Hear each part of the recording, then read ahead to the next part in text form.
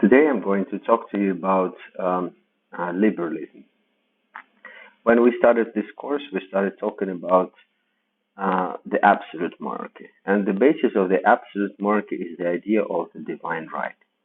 This means that the king or the queen, they receive their right to rule directly from God, or in this case, the Catholic Church as a representative of God on earth.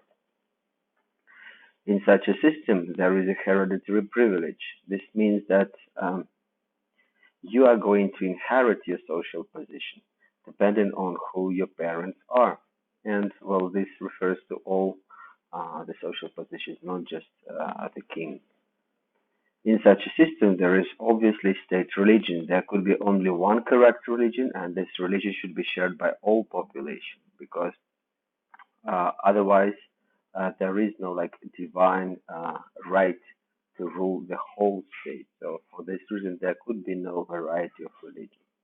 And we talk about the absolute monarchy because the king is going to have absolute power to make whatever decision he wants.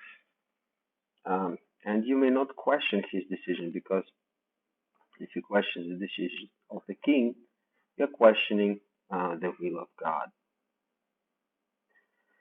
And then we talked about the Enlightenment. Enlightenment, with all of its ideas of different philosophers, with ideas of British philosophers, with ideas of French philosophers. I'm not going to stop explaining once again all of them. I'm just going to mention one of my favorite, who is John Locke. John Locke, as you already know, he is famous for his idea of natural rights.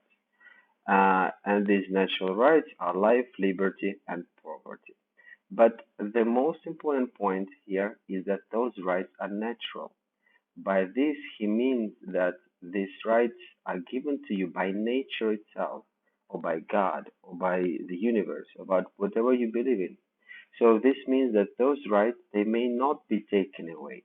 They are natural. They are already given to you by the very sense of existence. So when the governments, they may not violate those rights. So when they do violate those rights, people may start, and you already know, we talk about the revolutions. And in this course, we already seen several revolutions, but we still need to see several more. So, for example, we already mentioned the Glorious Revolution in Great Britain. As a result, the absolute monarchy is going to become a limited monarchy. Why? Because the law and the parliament are going to limit what the British king may or may not do, and especially his right to increase taxes. When they already talked about the French Revolution, when the high prices of bread and bad policies of the queen and the king and the queen, who she was spending too much money on entertainment, creating a huge debt for France. They led to the revolution. And finally, just to mention, we have the American Revolution when the colonies, they're going to rebel against Great Britain and fight for their independence and the desire of self-determination. So this will eventually lead, the revolution will lead to uh, the rule of law and some kind of representative government.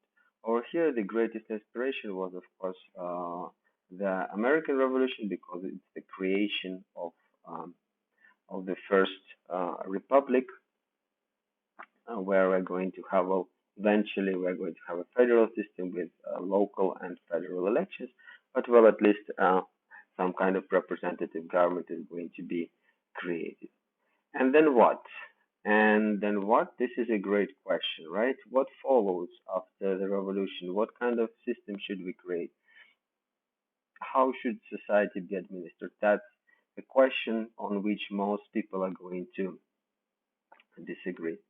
So if we talk about the world today, and for example, you will hear a person say liberal in English language, it may refer to a completely different thing that it referred to originally in the 19th century. For example, in the United States of America, when we talk about liberals, we refer to the people who support the governmental intervention, who support some kind of a strong government, like, for example, Democratic Party, that is going to be in charge of promoting some social reforms. So something like the policies of Franklin Delano Roosevelt, the New Deal after the Great Depression. When we talk about, if you hear somebody, for example, say liberal in Europe, most likely they're talking about capitalism. They're talking about the freedom or to pursue whatever economic activity you want, and that the government should not intervene in the economy and should let the people do whatever they want to do. Um, and if we talk about liberalism today, actually, I need to add an S, uh, because it's not just liberalism. We have a lot of in 100 years since 19th century. There were a lot of ideas. There were a lot of works. There were a lot of books that were written about the subject. So today, it's not liberalism. It's liberalism. There are a lot of different ideas, and there are a lot of currents that we may talk about.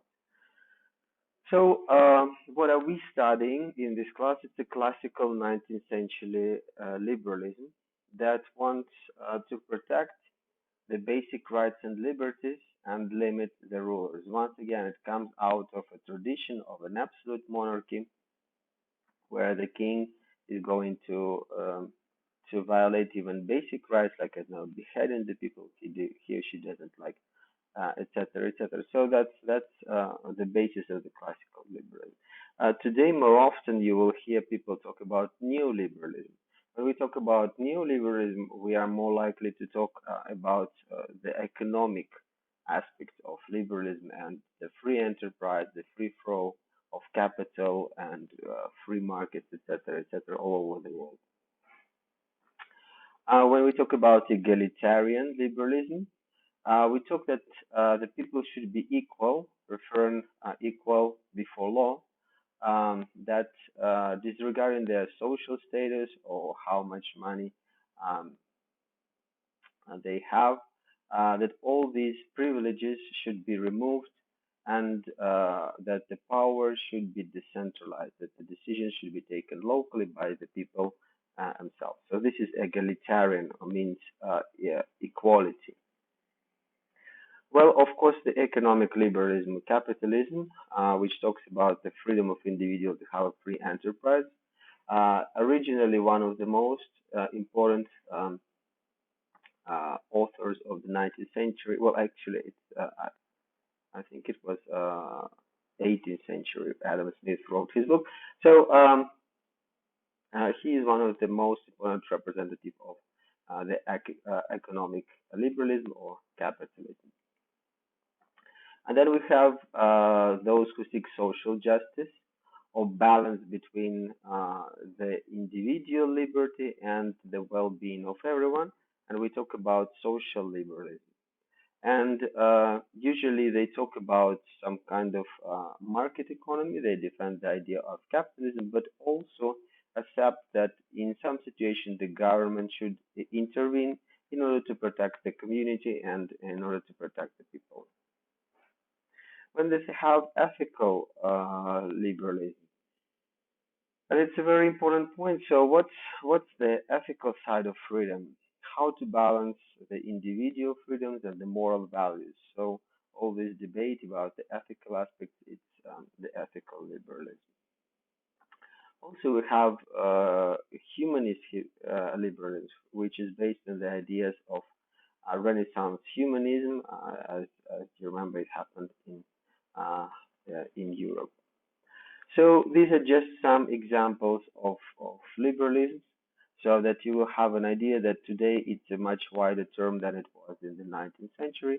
But all of them, they agree on the importance of the defense of individual freedoms.